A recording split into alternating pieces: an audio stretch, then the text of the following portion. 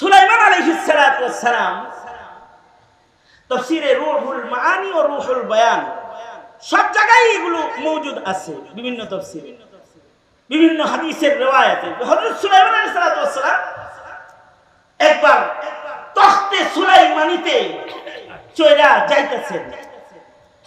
সুলাইমান আলাইহিস সালাতু ওয়াস সালামের তখতে সুলাইমানি কত বড় ছিল আর সুলাইমান আলাইহিস সালাতু ওয়াস সালামের রাজত্ব কত বড় ছিল, এই বিষয়ে আলোচনা করতে গেলে এটা নিয়ে ঘুরুর করতে হবে অনেক টাইম।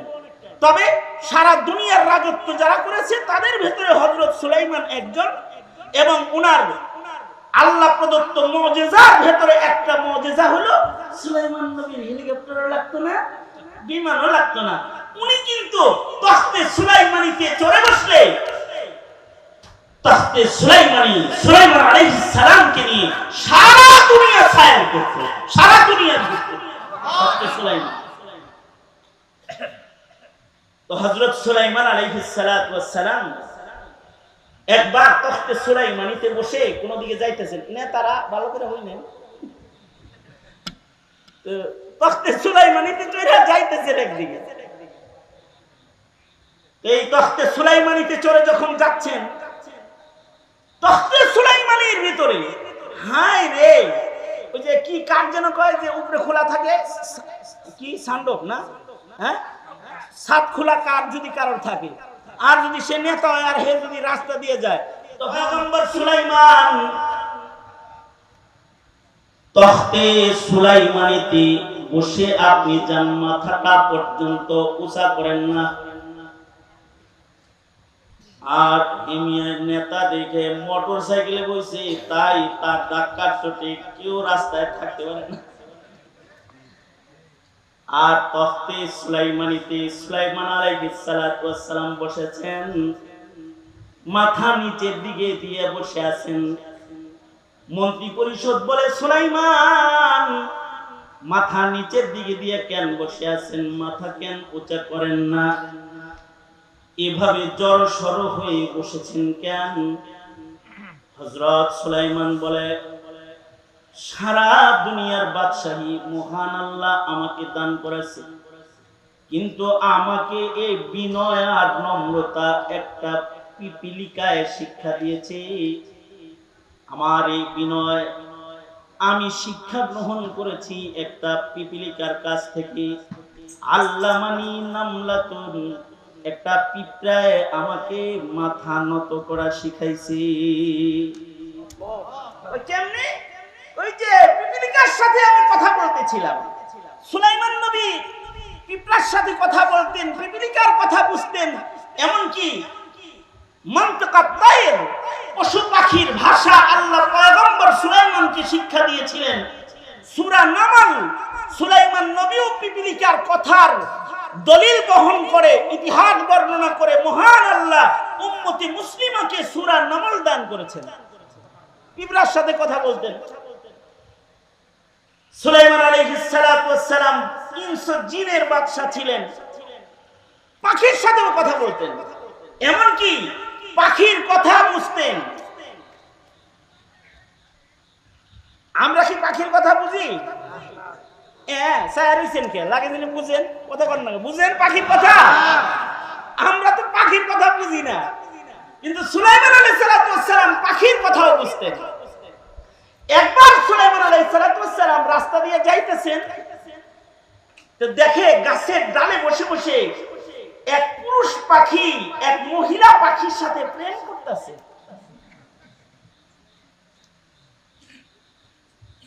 পুরুষ পাখিটা মহিলা পাখিরে কয় কি জানেন? এই আমার মতো প্রেমিক পাবি না, এগুলো বলতেছে।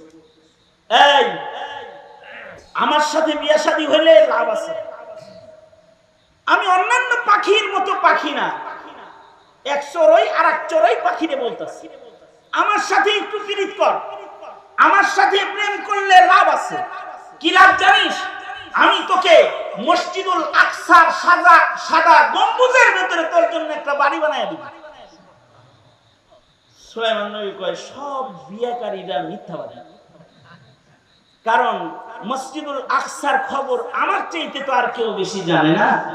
বারবার আমি মসজিদুল আকসা নির্মাণ করেছি, আর ও বউয়ের লোক দেখাইতেছে যে ওই মিনারার সাদা জায়গায় তোকে একটা বাসা বানায় দিব, ওইখানে দুইজন থাকবো, আমার সাথে ওই জায়গায় সম্পর্ক আছে, করার মতো লাইনগাট আছে, এগুলো বলতেছে। সুলাইমান নবী বলে যে কিরকম মিথ্যাবাদী, কুল্লু নাকিহিন কাযযাব।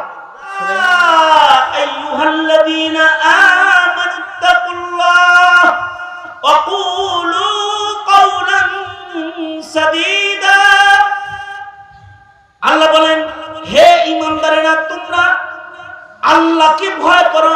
ওয়া কুলু কাওলান সাদীদা, তোমরা মিষ্টি মিষ্টি কথা বলো, সুন্দর সুন্দর কথা বলো, দুষ্ট কথা বলবা না, নষ্ট কথা বলবা না, ভালো কথা বলবা, পাক কথা বলবা, সুন্দর সুন্দর কথা বলবা। বিয়ে শাদী যেহেতু কথার মাধ্যমে বিয়ে হয়, এ কারণে সুন্দর সত্য কথা বিবাহের মজলিসে যেন উচ্চারিত হয়। দুইটা কবুল শব্দ কথার মাধ্যমে দূরের দুইটা মানুষ কাছের হইয়া যায়।